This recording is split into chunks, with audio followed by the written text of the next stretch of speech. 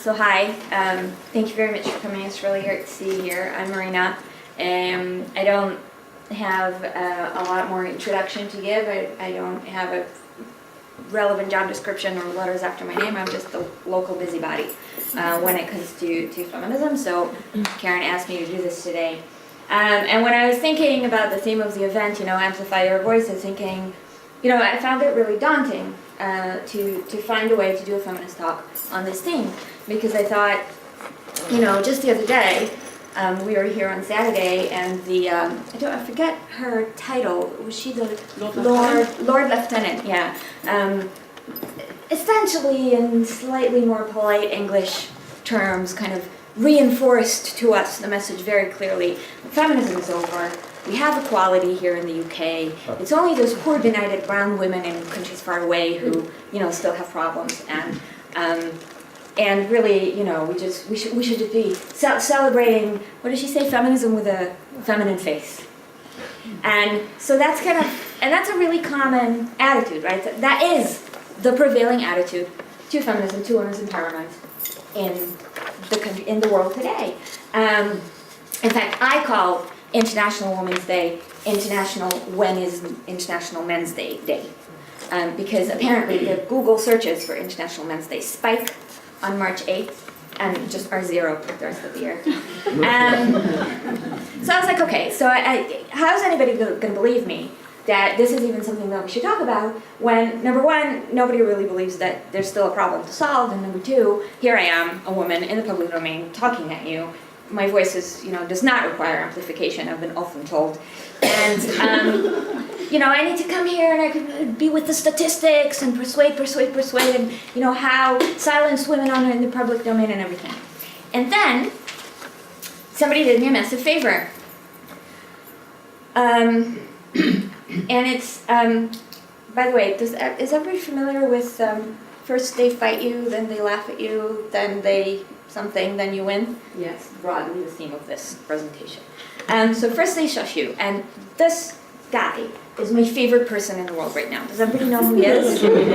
Okay, so he's a chancellor, he's a Tory chancellor, and I'm a fire-breathing feminist who's wearing red today in commemoration of the fact that this is International Working Women's Day, which came out of the socialist woman, and, so why is he my favorite guy?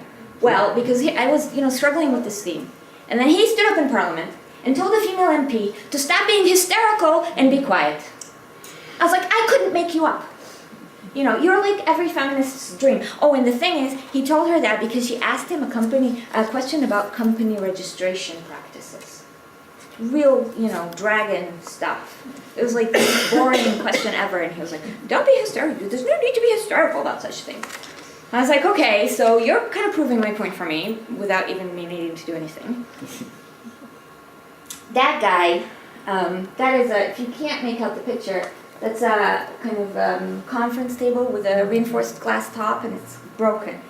This was a hearing a couple of weeks ago, maybe 3 weeks ago in Texas, about abortion rights. Now, Texas has some of the most restrictive abortion rights in the US. For anybody who feels smug, they're less restrictive than in Northern Ireland, so don't judge. But they were having some kind of deposition, some kind of like a parliamentary committee thing where people were giving evidence. And there was this woman, this intern, a really young woman, giving evidence. And he told her to shut up. And she didn't storm the barricades. She was just like, okay, I'll just finish my sentence. And it made him so angry that she continued to speak, that he banged his gavel on this table so hard that he shattered it. That's how angry it still makes men when women speak, when women not only speak but won't shut up when told to, right? This is another example also from the US, but again, this is not deep research. This is just the stuff that comes across my social media feed in the last couple of weeks, right? So this just happened. NFL player, elite sportsman, somebody who kids really, really look up to, legit went into a school, gave a speech and said, boys should be brave, boys should be strong, girls should be quiet. And this is a guy who's had accusations of rape against him shut down in the past, and silenced in the past, right? So this stuff is, it happens. So they kind of shush you. They tell you to shut up. And then if you don't shut up, then they try to scare you, okay? These two women are, this is MP Stella Creasy on the left, and this is feminist and writer Caroline Criado Perez on the left. And they were both involved in a landmark case where a guy from Bristol, actually, local guy, called Peter Nunn, went to prison for 2 years. It was a landmark prosecution for threatening tweets that he sent to the two of them on Twitter. And the kind of tweets, if you can read it, I don't particularly want to read these, but they're pretty horrific, you know. Best way to rape a witch, try and drown her first, then just when she's gagging for air, that's when you enter. Stuff like that. And it was, these are just the ones that were in the report about the court case, but it was days and weeks of this, on and on and on, hundreds and hundreds of tweets from many people. 2 other people went to prison for essentially these tweets at about the same time, but their tweets weren't quite as horrifically violent, so they were tried separately. None was seen as particularly dangerous, and so he was tried separately. And it was terrifying. I happen to be friends with Caroline, so I know her, and I was kind of behind the scenes, in that. And it was this. First of all, of course, it's the impact on you, right? Like, somebody tweeted at her that they know where her mom lives, and they're going to turn up there and rape her mom. And they gave the address, like, they legit knew. It was terrifying. But also what was incredibly difficult was to get the police to take it seriously. Because despite the fact that we live in a connected world, and we're literally, all of us, every single one of us almost, is constantly sitting on the internet, right? Literally sitting, because it's in our pocket. It's not considered to be part of the real world. So something that happens on Twitter is not, real, is not like real violence, but it's huge. I mean, the thing about the internet is that you will never meet as many people on the street who will tell you to your face that they're going to rape you as you will on Twitter. It exposes you to literally millions of people who are prepared to do whatever they can to shut you up by scaring you. Now, I should mention that the reason all of this happened and all of this harassment came Stella's way was because Stella supported Caroline's campaign. She started the campaign as a private individual to get the Bank of England to put a woman on one of the banknotes, on one of our banknotes, right? Because it's a pretty famous campaign, so I'm sure some of you will have heard about it. But so it was a campaign by a woman about female representation. Again, it's not fire-breathing anarchist stuff. Nobody was, smashing windows here. It's like literally the cornerstone of the establishment, the Bank of England, right? Work with us, just one woman, right, on one banknote. And that's what happened. Diane Abbott has written about the misogyny and abuse that she suffered throughout her career. The garbage that gets thrown at Dan is multiplied by a factor that myself as a white woman finds incalculable. Like, I can't quantify it in my head. But the fact that she is black and her background and what she achieved and where she's come from, it works both ways. It both makes it harder for her to have gotten here, and it makes people, and white men in particular, that much angrier that she's even here. That every time this woman opens her mouth, some white dude on the internet has an aneurysm. It's amazing, right? And so, and she's had a loss because I think she may not be the only black MP at the moment. I should have actually checked that, and I don't know. No, she's not, right? But for the majority of her career, she was the only black woman in this enormous, scary building full of men, right? That's always been full of men. And so she's had a policy, which I absolutely respect, of not talking about it. Nobody knew. And just the admiration that I have for this woman of how just rock hard you have to be, what ovaries of brass you have to have in order to have survived all of this, because she's only now opening up about it. Part of the reason she's opening up about it is because it's becoming more acceptable to talk about it like we're doing now, right? So that's Diane.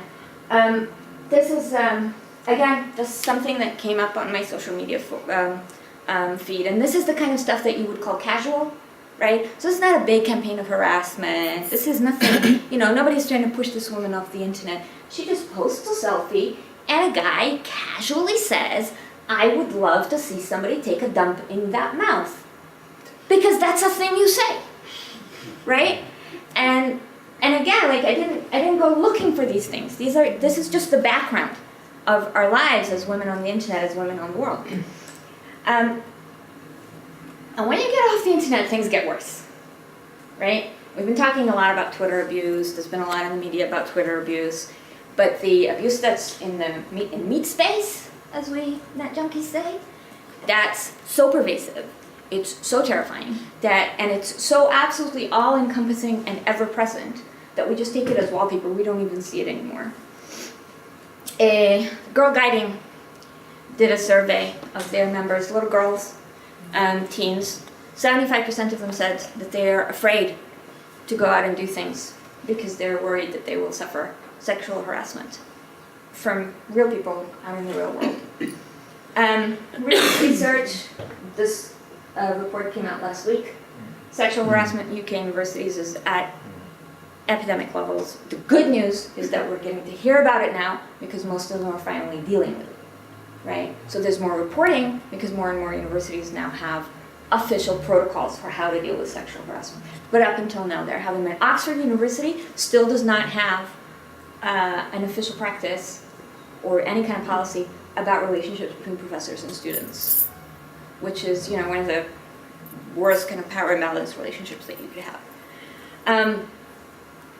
I work in IT. I work at Intel, and I've been in the high-tech world for a very long time, and I could tell some stories, but I won't. Sexual harassment in the IT industry is, I don't want to make you guys feel like I'm over-egging my pudding, right? I consider it to be a semi-official tool of keeping women out of the industry, right? You want to be here? You want to get paid the same as us? You want to compete with us? You want to threaten our status? We're going to touch you. We're going to send you porn, in the office. We're going to make inappropriate advances, right? And if you feel uncomfortable and you complain, then you've lost. You've lost. You're not good enough. You can't stand the heat. You need to get out of the kitchen. That's how the IT industry operates. That's how a lot of STEM academia operates. That's how a lot of those fields that are kind of mysteriously, unaccountably, almost entirely free of women operate, right? But you don't have to be a university student. You don't have to be a Girl Guide. You don't have to be somebody socially privileged who's trying to break into something that men want to defend, right? That men want to keep you out of in order to suffer that. It's a mechanism of control, right? That follows us as we walk around on the streets. Well, this started with a video that they did in NYC, right? In New York. This woman walked in New York for 9 hours, and they filmed all of the times that men commented on her, tried to touch her, talk to her, tried to take photos of her, tried to touch her hair, tried to, made suggestions of various kinds, etc. So they just replicated that in London. ITV replicated that in London, and essentially it's exactly the same. You can, if you're a woman and you're young, and you're in public space, and you don't have a hatchet-faced feminist meme like me, who makes the testicles go back up, they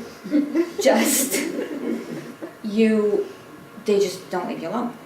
You can't leave the house. Now, I remember being young enough, and both feeling and in reality being vulnerable enough for that to be the background to my day.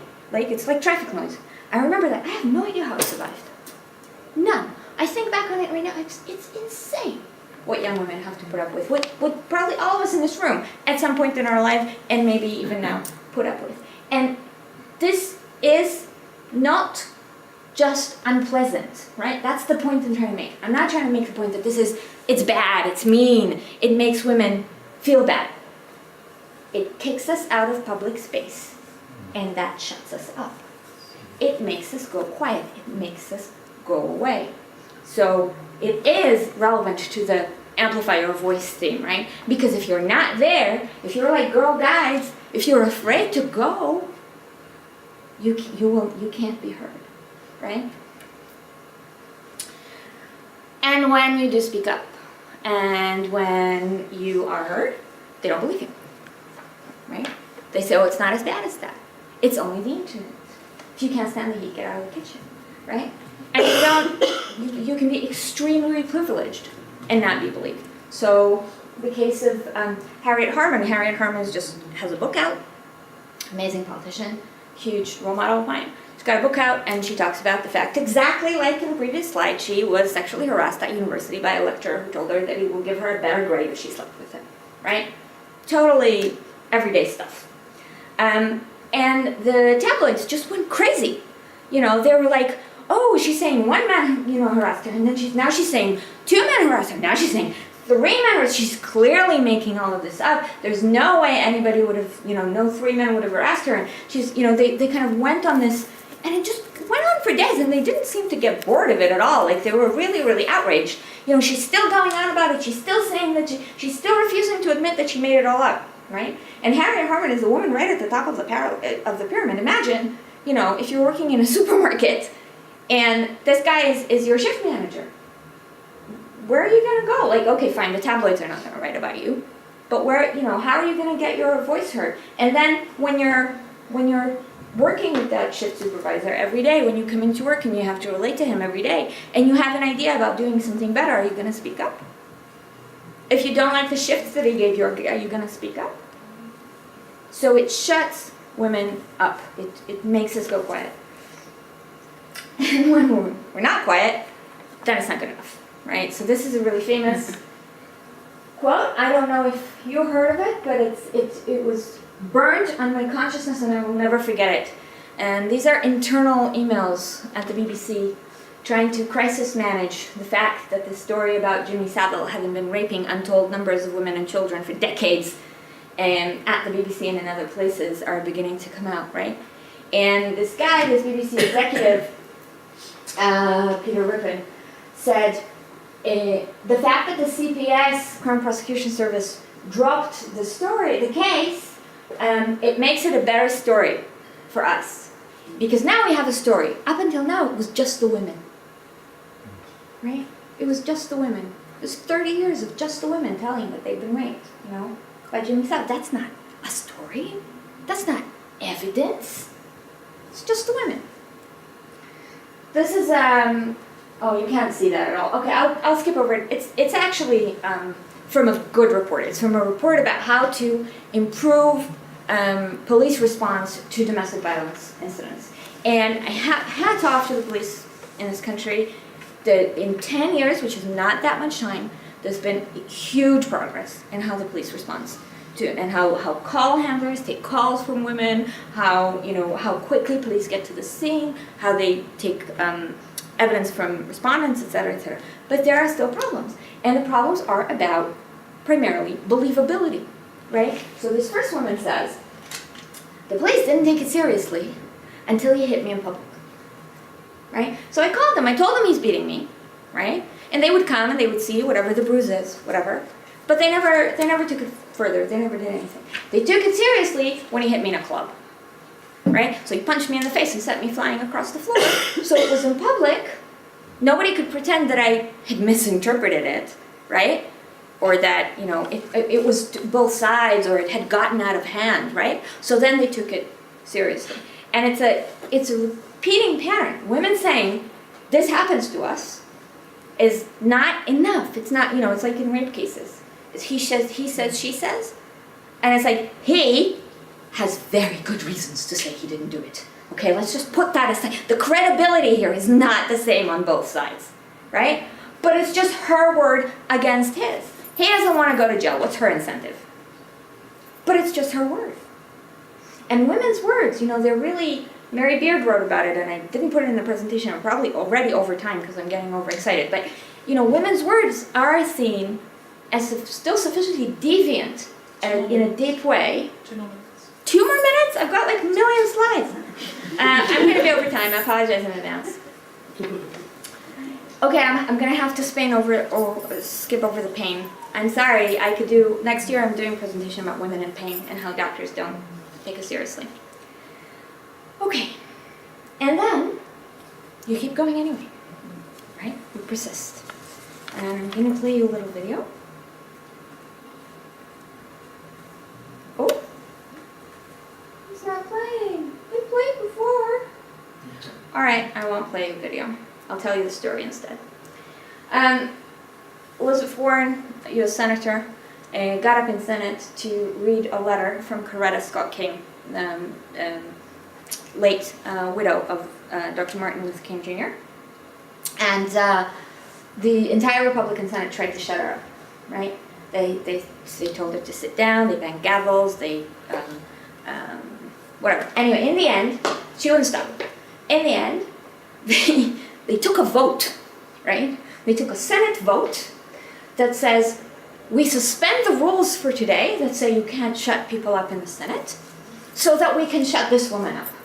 This woman who is standing up in the Senate reading a letter from another woman, right? By another woman, a black woman at that, right? We are actually going to split democracy just so that we could make her stop, right? And it got in the media and there was a, there's a big stink about it. And then Harry Reid, as an explanation, was the, is it Harry Reid? Mitch McConnell, one of them, I can't tell them apart. The leader of the Senate Republicans said, well look, she was warned, she was given an explanation, nevertheless she persisted. Girl wouldn't shut up, what'd you want us to do? Listen to her? Right? So anyway, women started getting these as a, nevertheless she persisted. That day, I changed my Twitter bio to nevertheless she persisted. That is the feminist slogan of the 21st century. Because we have started talking. We know what Jimmy Savile did now. We know what was going on in the mother and child homes in Ireland and the Magdalene laundries in Ireland all these years now. We know that Asian women and black women make less money than anybody else in this country. We know these things now, and now that we know them, when we're talking about it, we're not shutting up, right? I'm going to skip this, I'm going to skip that, and let's see if this video plays this time. This is just a little preamble. This is a kind of, let's finish on something positive, what can we do, kind of slide, okay? So my penultimate slide. And this is something that actually happened in Swindon on Saturday. And if the video plays, no sound. No sound. Where's the sound guy? No sound. He's no longer here. Oh. Should we sing it now? No. Go on, Marina. No, let's not. Let's not. So this is us. You can see me there in the corner. Women from all over Swindon. And what we did is we took a song by this woman who's called Milk. She's a US-based artist. She wrote this song, called I Can't Keep Quiet. She actually wrote it about her own sexual abuse as a child, right? And she didn't know what to do with it. She was kind of struggling to break into the music scene. She was struggling to get her voice heard, right? She was struggling to amplify. And she had this song, she didn't know what to do with it. She put it online. And she said, anybody wants to sing this song at the Women's March in Washington, right? Learn the parts, and we'll get together during the march and we'll do it. And a few dozen women learned the song. They practiced via Skype. They had never met each other before. And they went to Washington from all over the country, and they did about 20 flash mob performances of this song. And then we heard about it here in Swindon, and Hannah Parry and Linda Lee, who runs the Swindon Community Choir. We heard about it, and we were like, wouldn't it be amazing to do that in Swindon? So we got together, about 15 women, something like that, don't know each other, never met before. We had 2 very short rehearsals before the day, and then we turned up in the library on Saturday morning and just sang all together. And I think what I love about this story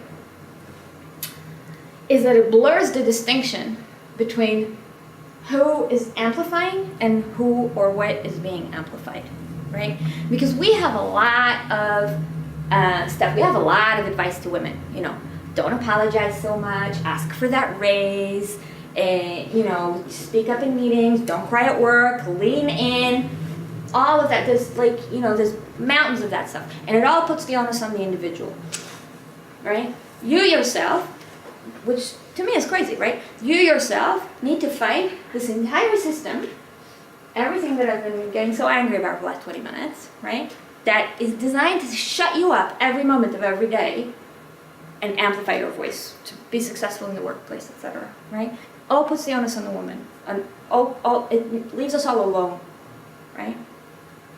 This story is about what happens when we get together, right? So who helped who here, right? Did Milk help us by giving us a free song that we didn't have to, pay royalties for? Did we help her by making her song famous? Did she help the Women's March by creating this beautiful video that went around the world and was on all the TV stations in the country? Did the Women's March help her by giving her a platform to do that? Who amplified whom? It's completely blurred, and there's no end and there's no beginning. It's a circle. It's a circle of female empowerment through solidarity. And so, what I want to say today, if I was organizing this event, I wouldn't call it Amplify Your Voice. I would call it Amplify Our Voice. Because, number one, it's louder when a lot of women shout together. Number two, there is a magic, there are synergies that happen when women take something that other women give them and uplift it. And they go beyond the obvious. They go beyond the repetition or the level of volume. It gets to the point that if we talk together, if we speak together, if we're heard together as women, then we are that much harder to ignore. We are that much harder to shut up. We are that much harder to tell that we're not any